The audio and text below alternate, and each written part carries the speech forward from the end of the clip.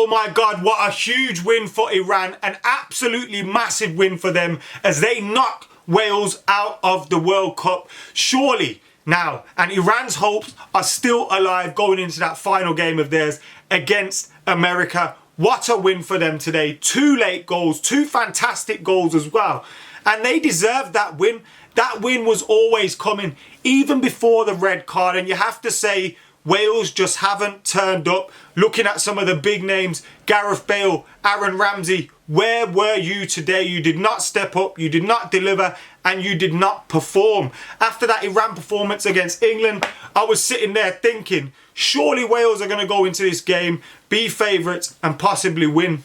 And they didn't. They didn't use that momentum of the second half against America, and today they looked so poor. And it wasn't just Gareth Bale and Aaron Ramsey from back to front. But forget about Wales. Forget about Wales for now, because today should be all about Iran. And this Iran team were absolutely fantastic. When you talk about how bad Wales were, look at how good Iran were. You know, not only did they have the heart, the determination, the grit, the passion to overturn that first game defeat and get 3 points on the board and keep their World Cup hopes alive. Not only did they show all of those things, but they also showed quality on the ball, in possession. They created plenty of chances. And when you look at their 2 goals, they should have had plenty more, by the way. How many times did they hit the post or the bar? I lost count. But when you look at the 2 goals, the goal from Chesney, fantastic strike. Maybe the keeper could do a little bit better having, you know, but then maybe he wasn't warmed up having come on as a late sub for the red carded Wayne Hennessy. And then you look at Reza Yan's goal, the little dink over the goalkeeper. It was a counter-attack. Wales were pushing forward, of course, but it was a fantastic finish. And Iran leave their hopes open. And when you looked at that stadium today and you looked at the pictures of the Iranian men, women, children, just looking emotional. It's a difficult time for their country at the moment. We saw in the first game against England, the Iranian players didn't even sing their national anthem in protest and in solidarity with the people of Iran that are fighting for justice. And you look at everything that's going on in the country, and that meant a lot today. You looked at a team that were fighting for its country, fighting for its people, fighting, you know, for pride on the world stage. Their pride would have been badly damaged by that defeat against England. And they've got a coach in Carlos Queiroz who knows what he's doing. He knows what he's doing. That was a massive win, and it was a win they really deserved.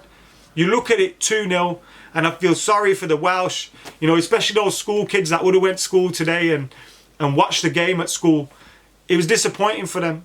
It would be disappointing, massively disappointing. Wales just didn't turn up. They never had any moments really either.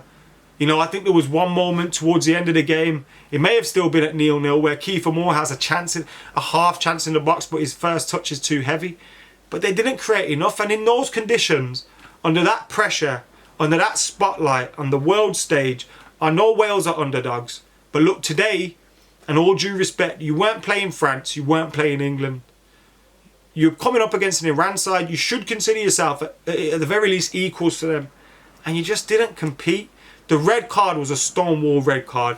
Hennessy nearly got away with it. So Hennessy comes running out of his box. There was a few defenders covering. Not sure why he's done that. But he comes running out of his box, goes to clear the ball, misses the ball. His knee comes up, catches the player in the face. Regardless of whether his knee hit his face, he clamped him. He absolutely smashed him. It was a red card, as plain as day. The referee initially gave a yellow, then had to check it again, and then gave a red. The right decision happened in the end, although Wales almost got a little bit lucky. Now, Iran win their game. They're on 3 points, having lost that first game. You know, only -2 in terms of goal difference. They've made up, you know, that some of those goals that they conceded against England. And now they get to sit back and watch America play England.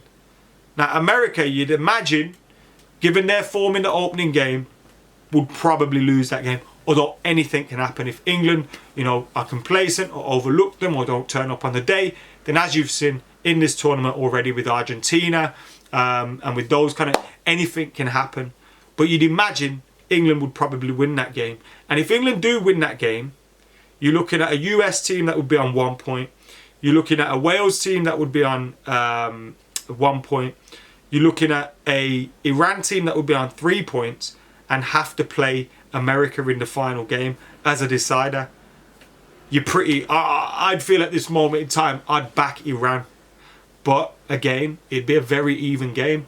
And today, Wales just didn't turn up as well. I think it was a mixture of both. Much like in the first game, I thought England were very good, but also Iran didn't turn up. Iran turned up today. They'll be without Jahanbash in that game against America. He got his second booking today. And at 0-0, you looked at him and you thought his World Cup's over. But you also thought, mate, the game's there to be won. Go and win this game. Help your team get 3 points. And then, you know, you're possibly going through to the next round. Your World Cup hopes and dreams are still alive. You could play another game in this World Cup. He was so disappointed when he got that. It was a yellow card, to be fair. And the correct decision was made. But today, it belongs to Iran. That was a huge result. And as gutted as I am for some of the Welsh people that I know and my friends and stuff, they just didn't turn up. They just didn't turn up. And I know, look, Wales haven't got the biggest squads and the best of teams, but Bale, Ramsey, what were you doing? They just didn't turn up today. And in the two games, I know Bale scored the penalty in the first game, but he wasn't very good in that game. And Wales are carrying passengers out there. What did Gareth Bale offer today? Nothing. Not even an outlet. What did Aaron Ramsey offer today? Nothing. In fact, when the red card happened, he was sacrificed for the new goalkeeper.